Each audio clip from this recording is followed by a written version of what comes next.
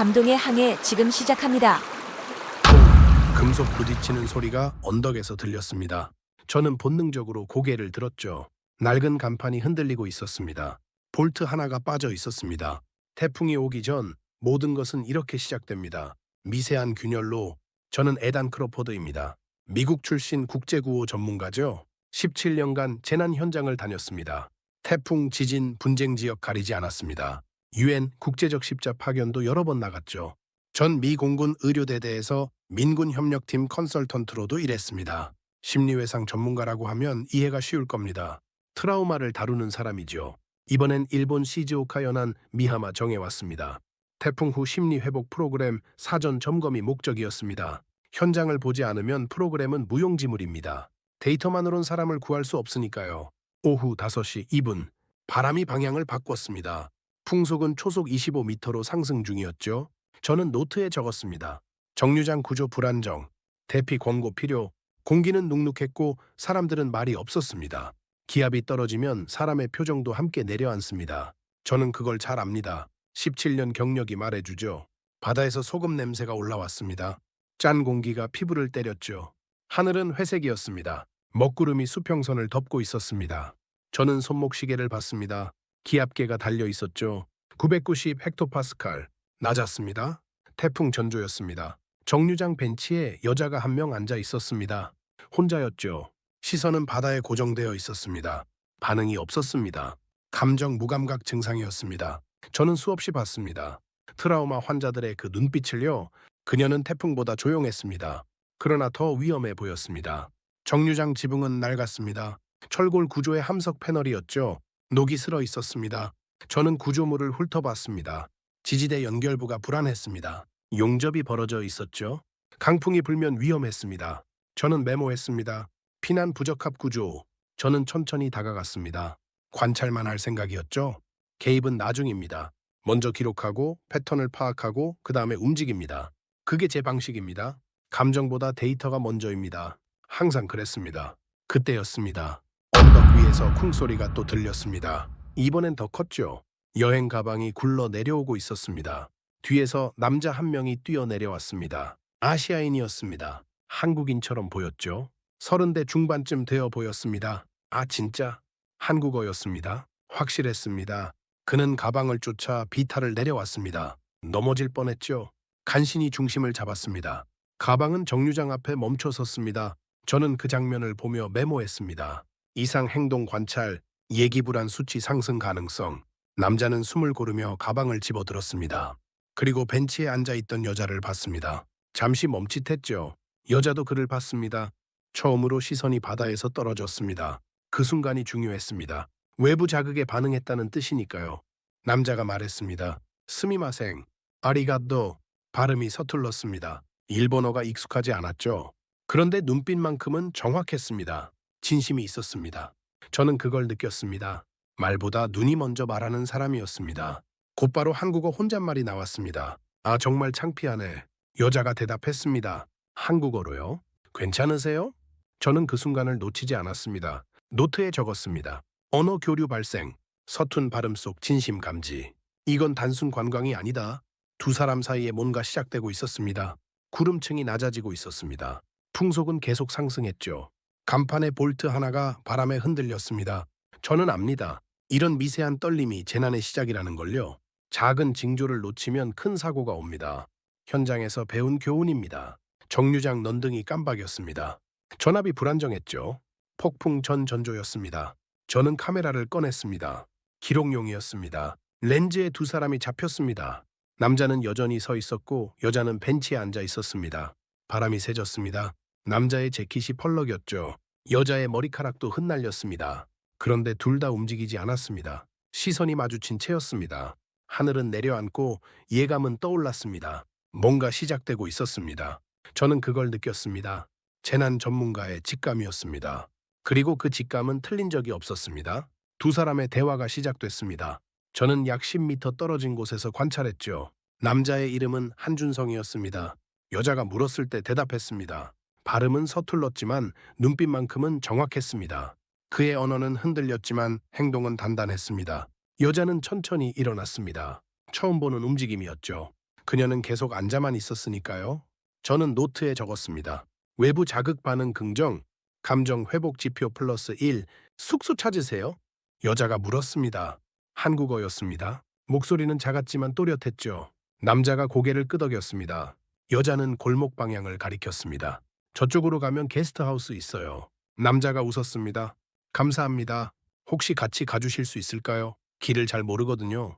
저는 그 순간을 포착했습니다. 요청이 자연스러웠죠? 강요가 없었습니다. 여자도 거부하지 않았습니다. 오히려 조금 밝아 보였습니다. 17년 경력으로 보면 이건 회복의 신호였습니다.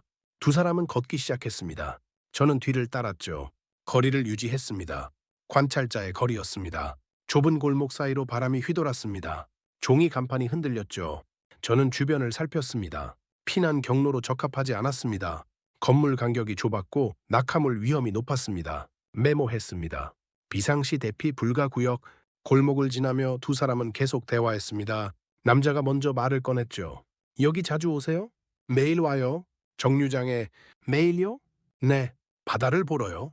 저는 귀를 기울였습니다. 그녀의 답변에 패턴이 있었습니다. 반복 행동이었죠. 트라우마 환자들이 보이는 전형적 증상이었습니다. 안전지대를 만드는 겁니다. 같은 장소, 같은 시간, 같은 행동으로요. 남자가 물었습니다. 혼자 사세요? 여자가 잠시 멈췄습니다. 대답이 늦어졌죠. 이혼했어요. 석 달 전에 공기가 무거워졌습니다. 남자는 고개를 끄덕였습니다. 저도 아내를 잃었습니다. 1년 전에 저는 숨을 고르며 기록했습니다. 상처 공유 시작, 동일 감정선 형성. 이건 제가 수없이 본 패턴이었습니다. PTSD 환자들의 동일 반응이었죠. 같은 아픔을 가진 사람끼리 끌리는 겁니다. 심리학에서는 거울 공감이라고 부릅니다. 하지만 이번엔 달랐습니다. 이건 치료가 아니라 치유였습니다. 전문가가 개입한 게 아니었죠. 그냥 두 사람이 서로의 상처를 나눴습니다. 저는 그 차이를 느꼈습니다. 여자가 말했습니다. 힘드셨겠어요. 당신도요? 짧은 대화였습니다. 그러나 무게가 있었죠. 저는 카메라를 들었습니다. 두 사람의 뒷모습을 담았습니다. 그림자가 골목바닥에 겹쳐졌습니다. 석양이 지고 있었죠. 게스트하우스 앞에 도착했습니다. 남자가 말했습니다. 도와주셔서 감사합니다. 별 말씀을요. 여자가 돌아서려 했습니다. 남자가 불렀습니다. 저기 혹시 내일도 정류장에 나오세요? 여자가 고개를 끄덕였습니다. 네, 매일 가요. 그럼 내일 다시 뵐 수 있을까요? 여자가 처음으로 웃었습니다. 작은 미소였습니다. 그러나 저는 놓치지 않았습니다. 감정 회복의 명확한 신호였죠. 저는 노트에 적었습니다. 첫 미소 포착, 감정 회복 지표 플러스 2. 좋아요. 여자가 대답했습니다. 그리고 천천히 걸어갔습니다. 남자는 그녀가 사라질 때까지 서 있었습니다. 저는 그 장면을 봤습니다. 그는 의사도 상담사도 아니었습니다. 그저 제대로 들어주는 남자였습니다. 하늘이 오렌지 빛으로 물들었습니다. 노을이 내렸죠. 아름다웠습니다. 그러나 풍속은 계속 상승하고 있었습니다. 저는 하늘을 봤습니다. 구름이 빠르게 움직였습니다. 태풍이 접근하고 있었습니다. 저는 사진을 찍었습니다. 노을을 담았죠. 그리고 메모했습니다. 이 평화가 폭풍의 전주곡임을 누구도 모른다. 바람이 방향을 바꿨습니다. 감정도 함께 바뀌고 있었습니다. 저는 그날 밤 호텔 방에서 보고서를 작성했습니다. 제목은 미하마 정 심리회복 프로그램 사전 점검 보고서였습니다. 그런데 손이 멈췄습니다. 오늘 본 장면이 자꾸 떠올랐죠. 데이터가 아니라 사람이 보였습니다. 저는 노트를 다시 펼쳤습니다. 마지막 줄을 읽었습니다. 그는 듣는 법을 알고 있었다. 저는 한참을 생각했습니다. 그리고 한 줄을 더 적었습니다. 나는 통계보다 표정을 믿기로 했다. 다음 날 오후 6시 정각이었습니다. 저는 정류장 근처에 있었죠. 관찰을 계속하기 위해서였습니다. 두 사람은 약속대로 다시 만났습니다. 남자는 캔커피 2개를 들고 왔습니다. 여자는 미소를 지었죠. 그 작은 교환이 거대한 전환이었습니다. 저는 벤치 뒤편 그늘에 자리를 잡았습니다. 카메라를 준비했죠. 기록용이었습니다. 두 사람은 나란히 앉았습니다. 캔커피를 나눠 마셨습니다. 한동안 말이 없었습니다. 그러나 침묵이 불편해 보이지 않았습니다. 남자가 먼저 말했습니다. 어제 말씀하신 것처럼 정말 매일 오시는군요. 네, 습관이 됐어요. 좋은 습관인가요? 여자가 고개를 저었습니다. 모르겠어요. 그냥 여기 오면 마음이 조금 편해져요. 저는 메모했습니다. 안전지대 확인. 정류장이 심리적 피난처 역할. 트라우마 환자들은 이런 공간을 만듭니다. 세상이 무너져도 여기만은 안전하다고 믿는 장소죠. 남자가 바다를 바라봤습니다. 저도 비슷해요. 아내를 잃고 나서 매일 같은 공원에 갔거든요. 지금도 가세요? 아니요. 여행을 떠났죠. 그만 가기로 했어요. 여자가 그를 봤습니다. 왜요? 남자가 잠시 생각했습니다. 그리고 조용히 대답했습니다. 거기 계속 있으면 앞으로 못 갈 것 같아서요. 저는 그 대화를 들으며 숨을 고르고 기록했습니다. 공유의 순간, 감정 동기화 발생, 심리학 용어로 거울 공감 현상이었습니다. 서로의 상처가 서로를 비추는 겁니다. 그런데 이건 단순한 공감이 아니었습니다. 치유의 시작이었죠. 여자의 눈빛이 흔들렸습니다. 저도 그래야 할까요? 글쎄요. 제가 뭐라 할 순 없죠. 다만 남자가 말을 이었습니다. 멈춰 있는 것도 괜찮지만 언젠가는 움직여야 한다고 생각해요. 바람이 불었습니다. 새찼습니다. 여자의 머리카락이 흩날렸죠. 남자는 조용히 재킷을 벗었습니다. 그리고 그녀의 어깨에 걸쳐주었습니다. 말없이요. 저는 그 장면을 봤습니다. 손이 떨렸습니다. 렌즈가 흔들렸죠. 저는 본능적으로 메모했습니다. 보호 행동, 자발적, 계산 없음. 그는 그녀의 천을 걱정했습니다. 그게 전부였습니다. 여자가 재킷을 만졌습니다. 감사해요. 추우시면 안 되니까요. 짧은 대화였습니다. 그러나 무게가 달랐죠. 저는 17년간 수많은 케이스를 봤습니다. 상담실에서, 재난 현장에서, 전쟁터에서요. 그런데 이건 달랐습니다. 전문가의 개입이 아니었습니다. 인간의 본능이었죠. 저는 중립을 지켜야 했습니다. 관찰자였으니까요. 그러나 이 장면을 기록하며 손이 떨렸습니다. 전문가로서의 거리감이 무너졌습니다. 그건 사랑이라는 감정의 시작을 목격했기 때문이었습니다. 두 사람은 계속 앉아 있었습니다. 해가 지고 있었죠. 하늘이 붉게 물들었습니다. 구름은 낮게 깔렸습니다. 저는 기압계를 봤습니다. 985 헥토파스칼이었습니다. 더 떨어졌죠. 태풍이 다가오고 있었습니다. 정류장 스피커에서 방송이 나왔습니다. 일본어였습니다. 제9호 태풍 접근 중 시즈오카 연안 강풍 예보. 주민 여러분께서는 대비하시기 바랍니다. 저는 고개를 들었습니다. 하늘은 이미 불안했습니다. 구름이 빠르게 움직였죠. 바람도 강해졌습니다. 정류장 간판이 삐걱거렸습니다. 볼트가 흔들렸습니다. 남자가 여자에게 물었습니다. 태풍 온다는데 괜찮으세요? 익숙해요? 여기 자주 오니까요. 위험하지 않을까요? 여자가 웃었습니다. 괜찮아요. 정류장이 튼튼해요. 저는 그 말을 듣고 긴장했습니다. 튼튼하지 않았거든요. 어제 점검했을 때 구조가 불안했습니다. 지붕 패널이 낡았고 볼트가 헐거웠죠. 강풍이 불면 위험했습니다. 저는 메모했습니다. 위험 상황 예상, 대피 권고 필요. 그러나 개입할 수 없었습니다. 관찰자였으니까요. 저는 그저 지켜볼 뿐이었습니다. 남자가 일어났습니다. 오늘은 이만 가볼게요. 태풍 오기 전에 숙소로 가야죠. 여자도 일어났습니다. 조심히 들어가세요. 당신도요? 남자가 재킷을 가리켰습니다. 그건 입고 계세요. 내일 받으면 돼요. 여자가 고개를 끄덕였습니다. 내일도 올 거예요? 네, 약속할게요. 두 사람은 헤어졌습니다. 남자는 골목으로 사라졌고 여자는 정류장을 떠났습니다. 저는 혼자 남았죠. 하늘을 봤습니다. 먹구름이 몰려오고 있었습니다. 저는 노트를 펼쳤습니다. 마지막 줄을 적었습니다. 폭풍이 온다. 진짜 시험이 시작된다. 그날 노을은 평소보다 붉었습니다. 경고처럼요. 폭풍은 감정을 시험합니다. 항상 그렇습니다. 기상청 발표가 나왔습니다. 오전 9시였죠. 풍속 시속 100km 이상 예상. 시즈오카 연안 전역 강풍 경보. 저는 즉시 정류장으로 향했습니다. 구조물을 다시 점검해야 했습니다. 도착했을 때 오전 10시 30분이었습니다. 바람이 이미 거셌죠. 저는 지붕을 살폈습니다. 볼트 3개 중 하나가 녹슬어 있었습니다. 흔들림이 심했습니다. 손으로 잡아당겨 봤죠. 헐거웠습니다. 위험했습니다. 저는 노트에 적었습니다. 구조 결함 확인, 풍속 시속 80km 이상 시 붕괴 가능성, 인간의 감정도 이와 같습니다. 부식은 느리지만 치명적이죠. 작은 균열이 결국 전체를 무너뜨립니다. 오후 5시였습니다. 두 사람은 어제처럼 정류장에 나타났습니다. 남자는 약속을 지켰죠. 여자는 그의 재킷을 입고 있었습니다. 저는 약간 떨어진 곳에서 관찰했습니다. 재킷 잘 입었어요. 따뜻했어요. 여자가 말했습니다. 남자가 웃었죠. 다행이에요. 돌려드릴게요. 아니요. 오늘 바람 세니까 계속 입고 계세요. 저는 기록했습니다. 반복된 보호 행동, 의도적 배려. 그는 자신의 불편보다 그녀의 안전을 먼저 생각했습니다. 계산이 없었죠. 본능이었습니다. 두 사람은 벤치에 앉았습니다. 하늘은 점점 어두워졌습니다. 구름이 두꺼웠죠. 바다색이 변했습니다. 회사에게서 검은색으로요. 파도의 리듬이 깨졌습니다. 불규칙했습니다. 남자가 하늘을 봤습니다. 태풍 정말 오는 것 같네요. 네, 곧 올 거예요. 무섭지 않으세요? 여자가 고개를 저었습니다. 익숙해요?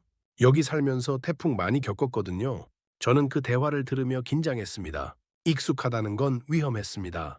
방심하게 만들거든요. 태풍은 예측 가능하지만 사고는 예측 불가능합니다. 오후 6시였습니다. 방송이 나왔습니다. 주민 여러분, 태풍 중심이 미하마 해안으로 접근 중입니다. 즉시 대피하시기 바랍니다. 사람들이 움직이기 시작했습니다. 상점 셔터가 내려갔죠. 거리가 비었습니다. 그런데 두 사람은 여전히 정류장에 앉아 있었습니다. 저는 다가가고 싶었습니다. 경고하고 싶었죠? 그러나 발이 떨어지지 않았습니다. 개입하지 않는다는 원칙 때문이었습니다. 저는 관찰자였습니다. 증인이었죠. 행동하는 사람이 아니었습니다. 남자가 일어났습니다. 이제 가야 할 것 같아요. 위험해요. 여자도 일어났습니다. 네, 조심히 가세요. 같이 가요. 집까지 바래다 드릴게요. 괜찮아요. 여기서 가까워요. 남자가 고개를 저었습니다. 안 돼요. 혼자 보낼 수 없어요. 저는 그 말을 듣고 메모했습니다. 책임감 발현. 보호의지 명확. 그는 자신의 안전보다 그녀를 먼저 생각했습니다. 위험을 감수하는 선택이었죠. 두 사람은 함께 걷기 시작했습니다.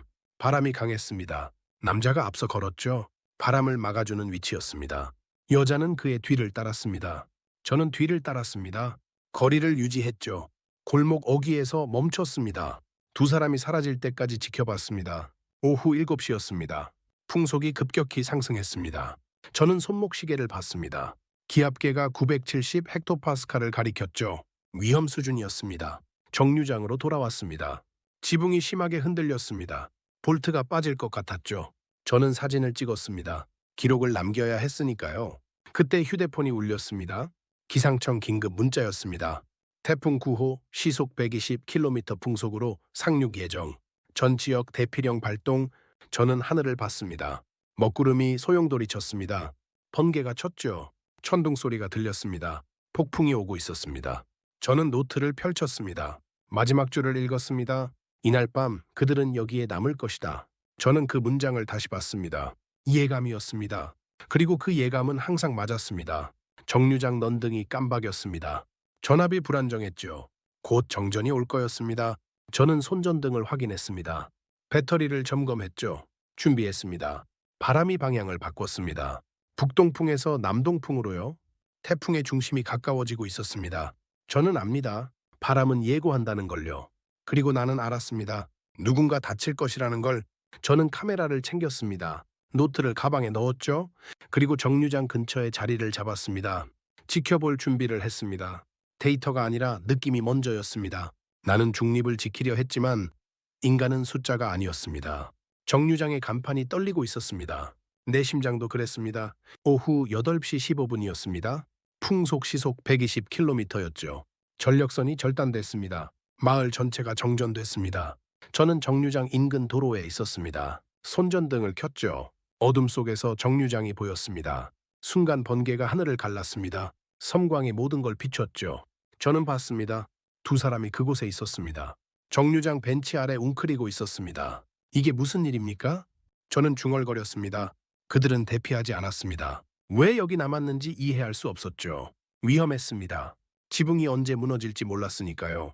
바람이 폭발했습니다. 소리가 귀를 찢었죠. 쇳소리, 유리 깨지는 소리, 무언가 부서지는 소리가 섞였습니다. 저는 정류장으로 달렸습니다. 더 이상 관찰자로 있을 수 없었습니다. 이쪽으로! 저는 외쳤습니다. 영어였습니다. 급했으니까요. 두 사람이 저를 봤죠. 남자가 일어났습니다. 여자의 손을 잡았습니다. 저는 손짓했습니다. 지붕 아래 위험해요. 모서리로. 남자가 고개를 끄덕였습니다. 이해했죠. 그는 여자를 끌어안았습니다. 몸으로 감쌌습니다. 그리고 정류장 모서리로 이동했습니다.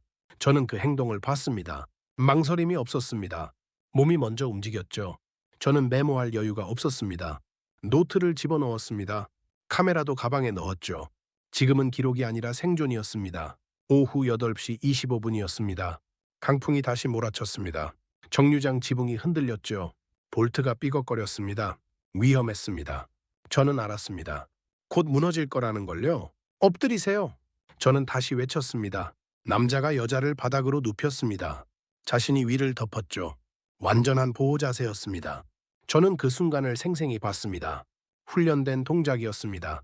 본능이 아니었죠. 쾅! 지붕 일부가 찢어졌습니다. 철판이 떨어졌습니다. 바로 그들이 있던 벤치 위로요. 만약 그대로 있었다면 맞았을 겁니다. 저는 숨이 멎었습니다. 철판이 바닥에 부딪혔습니다. 금속음이 울렸죠? 불꽃이 튀었습니다. 비와 섞였습니다. 남자는 여전히 여자를 감싸고 있었습니다. 움직이지 않았죠. 저는 그들에게 다가갔습니다. 괜찮으세요? 남자가 고개를 들었습니다. 네, 괜찮습니다. 그의 목소리는 떨리지 않았습니다. 침착했죠. 저는 손전등으로 그를 비췄습니다. 어깨에 상처가 있었습니다. 찰과상이었습니다. 피가 났죠. 다쳤어요. 제가 말했습니다. 남자가 고개를 저었습니다. 괜찮습니다. 이 정도는. 여자가 일어났습니다.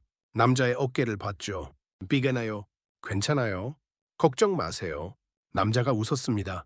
여자를 안심시키려는 미소였죠. 저는 그 장면을 보며 깨달았습니다. 이건 사랑이 아니라 보호의 본능이었습니다. 바람이 계속 불었습니다. 지붕이 또 흔들렸죠. 더 위험했습니다. 저는 결정했습니다. 여기서 나가야 해요. 건물 안으로 대피해야 합니다. 어디로요? 남자가 물었습니다. 저는 주변을 살폈습니다. 50m 앞에 편의점이 보였죠. 셔터가 내려가 있었습니다. 그러나 건물은 튼튼해 보였습니다.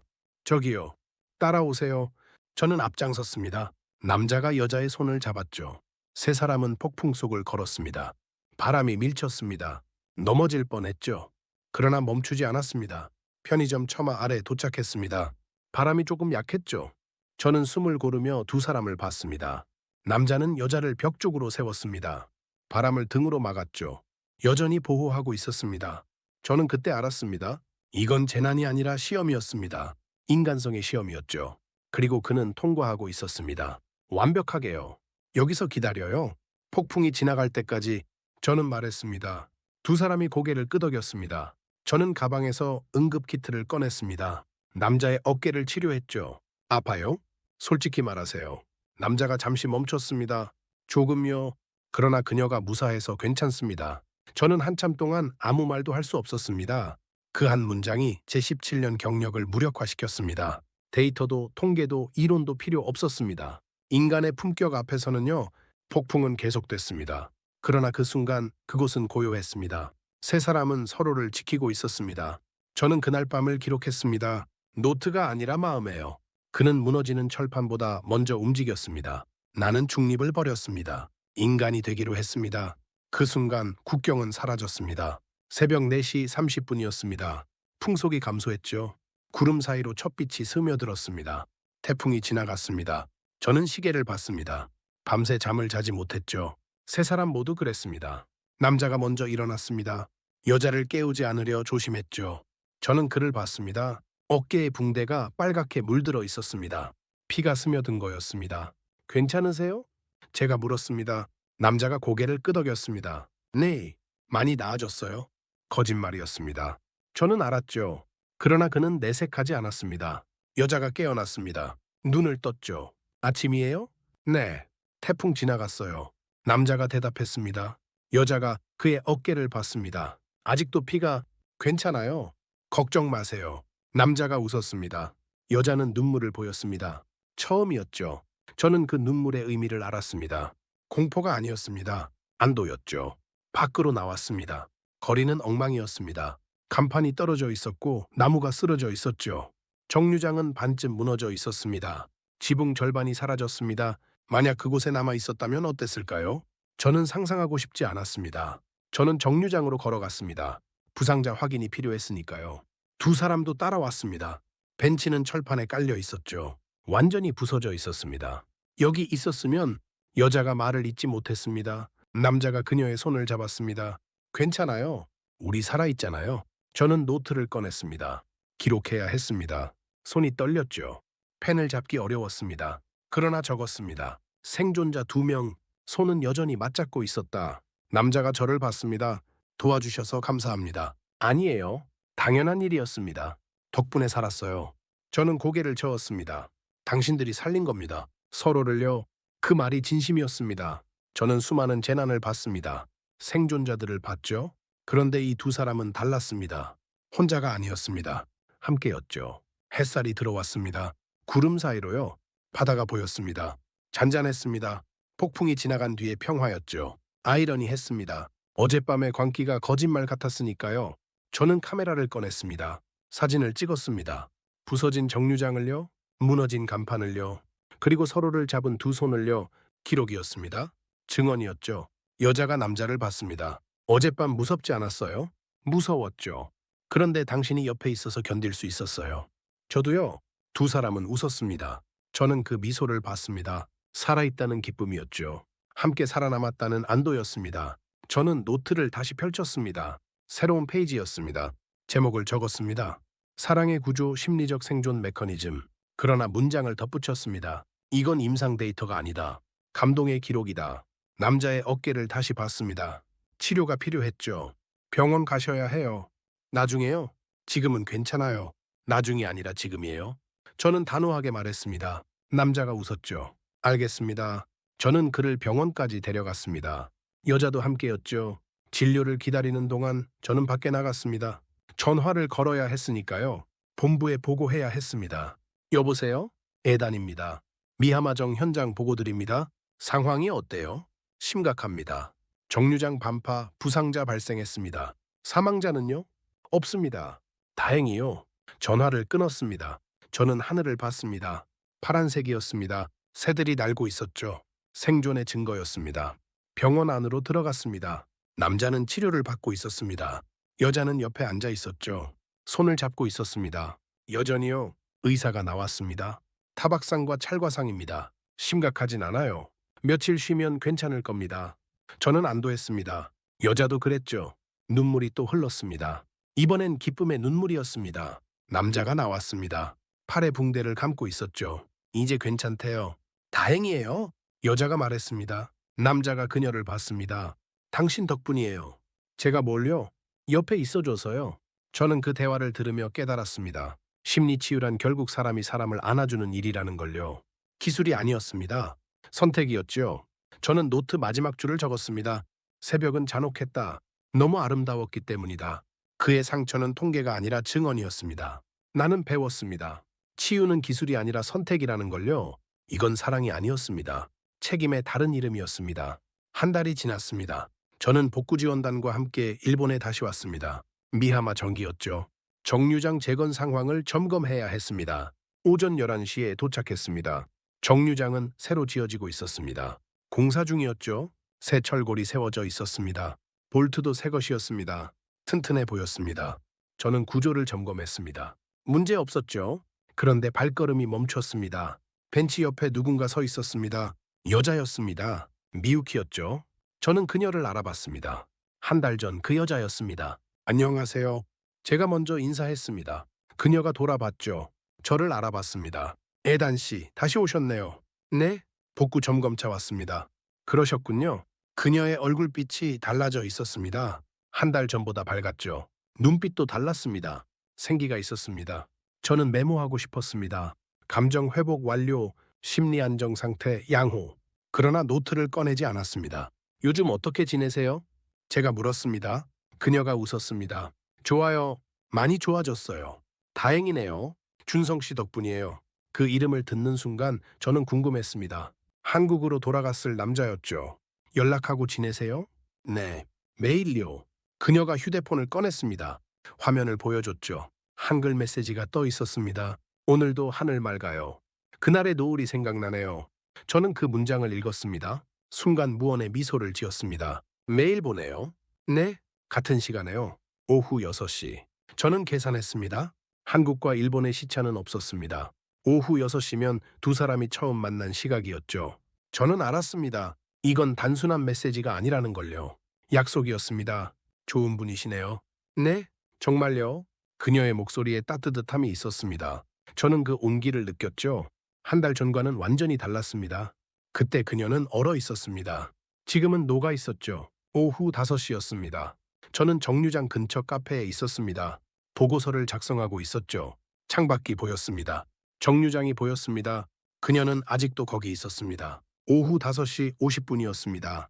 저는 커피를 마시며 창밖을 봤습니다. 해가 지고 있었죠. 노을이 붉었습니다. 한 달 전처럼요. 그때였습니다. 바닷길 끝에서 누군가 걸어오고 있었습니다. 남자였죠. 여행 가방을 끌고 있었습니다. 손에는 작은 상자가 들려 있었습니다. 저는 숨을 고르고 중얼거렸습니다. 기록을 준비한다. 남자가 가까워졌습니다. 얼굴이 보였죠? 한준성이었습니다. 저는 확신했습니다. 그녀도 봤습니다. 일어났죠? 준성 씨? 그녀의 목소리가 떨렸습니다. 남자는 대답 대신 그녀를 안았습니다. 말없이요. 저는 그 장면을 봤습니다. 카메라를 들었죠. 셔터를 눌렀습니다. 두 사람은 한참 동안 안고 있었습니다. 저는 기다렸습니다. 관찰했죠? 주변 사람들도 멈춰 섰습니다. 모두 그들을 봤습니다. 남자가 먼저 떨어졌습니다. 손에 든 상자를 열었죠. 반지였습니다. 작은 은반지였습니다. 빛이 났습니다. 미유키 씨, 남자가 말했습니다. 일본어였습니다. 발음은 여전히 서툴렀죠. 그러나 진심이었습니다. 저와 함께 해주시겠어요? 멀어져도 잊지 않기로요. 여자가 고개를 끄덕였습니다. 눈물이 흘렀죠. 네, 약속할게요. 남자가 그녀의 손가락에 반지를 끼웠습니다. 그녀도 남자의 손가락에 반지를 끼웠습니다. 2개였습니다. 짝이었죠. 저는 그 장면을 관찰하며 문득 깨달았습니다. 이건 로맨스가 아니라는 걸요. 책임의 계약이었습니다. 영원보다 현실을 약속하는 거였죠. 주변 사람들이 박수를 쳤습니다. 저도 쳤습니다. 카메라를 내려놓고요. 이 순간은 렌즈가 아니라 눈으로 봐야 했습니다. 노을이 더 붉어졌습니다. 하늘 전체가 주황색이었죠. 바다도 붉었습니다. 파도의 빛이 반사됐습니다. 반지의 빛과 섞였습니다. 저는 노트를 펼쳤습니다. 3페이지였습니다. 제목을 적었습니다. 한 남자의 행동이 한 여자의 생을 바꾼 사례. 그러나 지우고 다시 썼습니다. 사랑의 정의가 바뀌는 순간 두 사람은 벤치에 앉았습니다. 손을 잡고 있었죠. 저는 멀리서 봤습니다. 더 이상 가까이 갈 필요가 없었습니다. 관찰은 끝났습니다. 저는 호텔로 돌아왔습니다. 보고서를 열었습니다. 원래 제목은 재난 후 인간관계의 회복 과정이었습니다. 저는 지웠습니다. 새로 썼죠. 한 남자의 행동이 한 여자의 생을 바꾼 사례. 타이핑을 시작했습니다. 손이 빨랐습니다. 감정이 앞섰죠. 데이터보다요?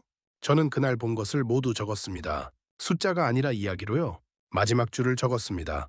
나는 목격했다. 사랑의 정의가 바뀌는 순간을 저장했습니다. 파일명은 미하마의 기적이었습니다. 한 달 전 그는 몸으로 지붕을 막았고 오늘은 약속으로 시간을 막았습니다. 국경은 거리의 문제가 아니었습니다. 의지의 문제였죠. 나는 그들의 약속을 들었습니다. 바람 소리로요. 이건 인간 회복의 증언이었습니다. 일주일 후 도쿄 본부였습니다. 프레젠테이션 날이었죠. 저는 회의실 앞에 섰습니다. 스크린에 제 보고서가 떠 있었습니다. 미야마의 기적, 국경을 넘어선 인간의 품격에 관하여 동료들이 앉아 있었습니다. 10여 명쯤 됐죠. 모두 전문가들이었습니다. 데이터를 믿는 사람들이었습니다. 저도 그랬습니다. 한 달 전까지는요. 발표를 시작했습니다. 미야마 정에서 목격한 사례를 보고 드립니다. 첫 슬라이드였습니다. 정류장 사진이었죠. 태풍 전과 후가 나란히 있었습니다. 동료 하나가 손을 들었습니다. 에단, 왜 감정적 표현이 많습니까? 보고서치곤 객관성이 부족해 보이는데요. 저는 잠시 멈췄습니다. 예상했던 질문이었죠. 그건 감정이 아니라 사실입니다. 제가 본 그대로입니다. 그래도 전문 보고서는 데이터 중심이어야 하지 않나요? 데이터로는 측정되지 않는 게 있습니다. 제가 대답했습니다. 다음 슬라이드를 넘겼죠. 두 사람의 사진이었습니다. 폭풍 속에서 서로를 안고 있는 모습이었습니다. 생존율, 트라우마 회복률, 수치로는 다 설명되지 않았습니다. 그 남자의 행동이 한 사람의 인생을 바꿨습니다. 회의실이 조용해졌습니다. 모두 스크린을 봤죠. 저는 계속했습니다. 그날 밤 풍속은 시속 120km였습니다. 정류장 지붕은 무너졌습니다. 통계상 생존 확률은 60%였죠. 그런데 두 사람은 살았습니다. 왜일까요? 아무도 대답하지 않았습니다.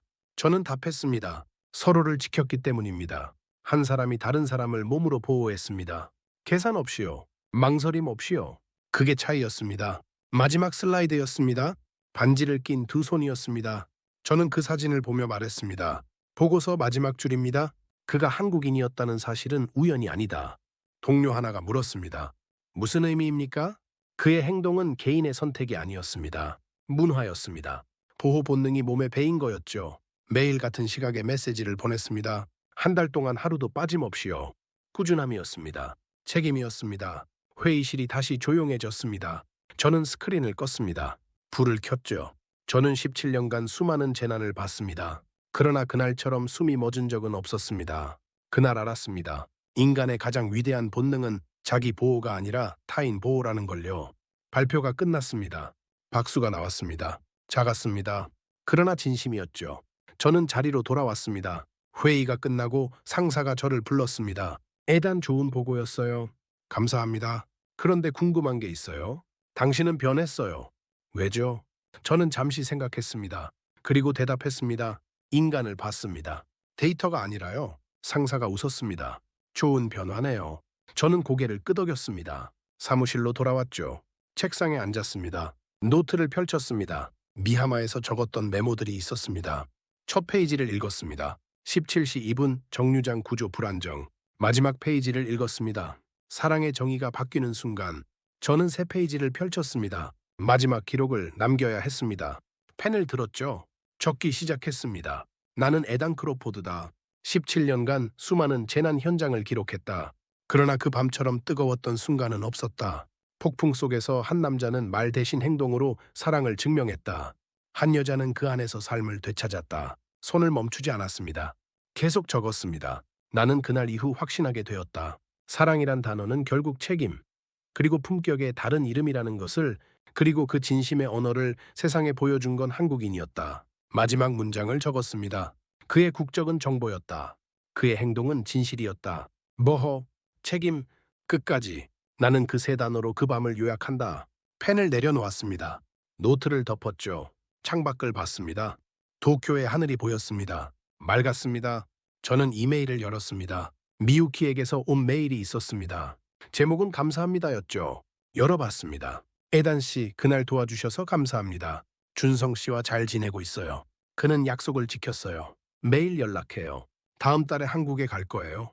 그를 만나러요. 행복해요. 정말로요. 저는 그 메일을 읽으며 웃었습니다. 답장을 썼습니다. 미유키 씨 축하합니다. 행복하세요. 당신들은 자격이 있습니다. 서로를 지켰으니까요. 그날 밤을 기억하세요. 폭풍보다 강했던 건 당신들의 마음이었습니다. 전송했습니다. 컴퓨터를 껐죠. 가방을 챙겼습니다. 퇴근 시간이었습니다. 밖으로 나왔습니다. 저녁 바람이 불었죠. 시원했습니다. 하늘을 봤습니다. 별이 보였습니다. 저는 그날 밤을 떠올렸습니다. 폭풍이 치던 밤을요. 두 사람이 서로를 안고 있던 모습을요. 그 순간이 제 인생을 바꿨습니다. 나는 더 이상 관찰자가 아니었습니다. 증인이었습니다. 그 밤 폭풍보다 강했던 건 인간의 마음이었습니다. 나는 봅니다. 국경 너머로 퍼지는 진심의 빛을요. 결국 남는 건 품격이었습니다.